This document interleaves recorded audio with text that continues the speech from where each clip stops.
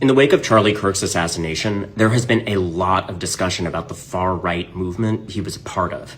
But the far right is a spectrum of different movements, and understanding them might help you understand what's happening in America.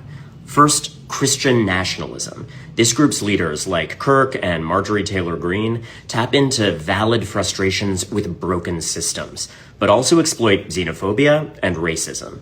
They believe that the US was founded as and must be restored to a Christian state. For many of them, that means white dominance, and non-white immigration and multiculturalism are threats. Kirk himself said, quote, "You cannot have liberty if you don't have a Christian population," and called the Civil Rights Act a, quote, "huge mistake." The movement works within the system, and its leaders don't openly call for violence, but their rage-baiting rhetoric has inspired it, with adherents participating in the January 6th attack.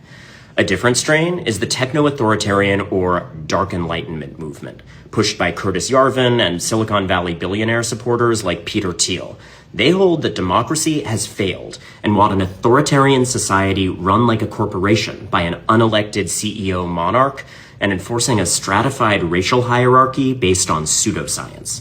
Finally, a view gaining ground across the far right is accelerationism. That's the belief that society is just beyond saving, and its collapse needs to be hastened. This view is held by many within the Groyper movement, which is led by Nick Fuentes and seeks to establish a white, Christian, anti-Semitic, authoritarian state. It's named after its racist meme toad mascot.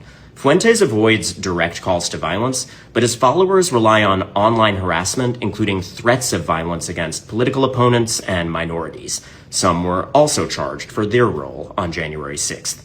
The Boogaloo movement, on the other hand, explicitly calls for violence against the government. Its name, drawn from memes about the 80s movie Breakin' 2, Electric Boogaloo, is a reference to a second civil war. Self-described Boogaloo boys have been convicted of domestic terrorism plots and murders of government officials.